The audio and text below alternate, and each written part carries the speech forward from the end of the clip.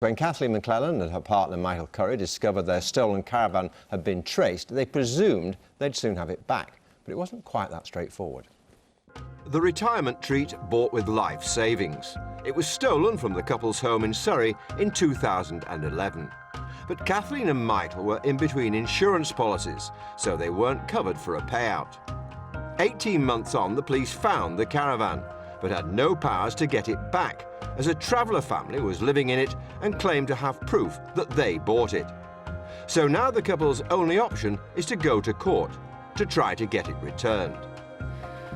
Well, Kathleen McLelland and her partner Michael Curry join us, along with barrister Kirsty Brimlow. Welcome to all of you. Kathleen, let's start with you. I mean, this was your retirement home. You put your life savings into buying this caravan. Just explain to us what the problem is with it being stolen, being found, and you not being able to get it back.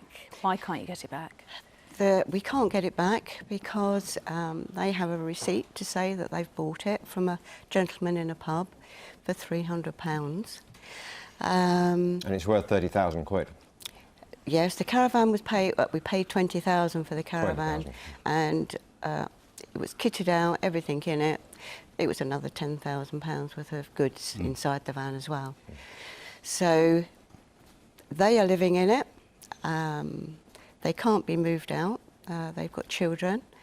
Social services would have to have been involved to get them out.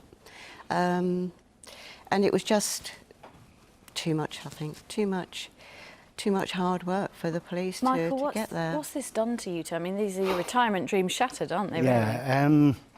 I've suffered ill health with it. I've had depression.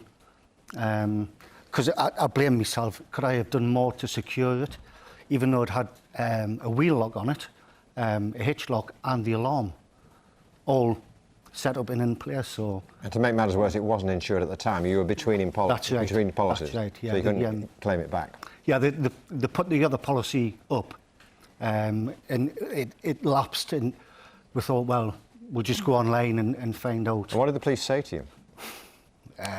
They didn't say very much. They came and they were very happy when they came to tell us that they'd found it, and they said everything that the children were in the caravan. They can't get them out straight away. The caravan apparently was fixed up for mains water, sewerage, so they couldn't just tow it off anyway. It appears, Kirsty, the law's an ass. Well, it's difficult because the law hasn't really been applied as yet. So I think it's difficult to sort of jump in and say the law has failed here because it hasn't actually been tried. I mean, it's actually quite a simple case. I mean, obviously, you know, from a human perspective, I feel very sorry for you. It's your caravan. It's been stolen from you. The police at least have found it, but then they don't seem to have done anything further. Now, there's one issue there. They do have powers. They could apply for a warrant to seize it.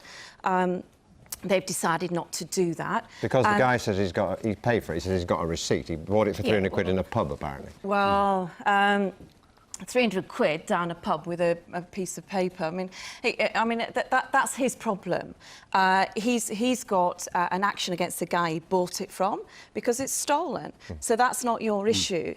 So there's no difficulty with the ownership. The ownership is with you. But where does it leave Kathleen and Michael? I mean, can they get their caravan back? back? They need to go to the county court.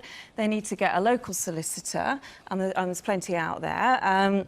Who will take the case on a conditional fee basis, which means that they don't pay. It's a conditional fee arrangement basis.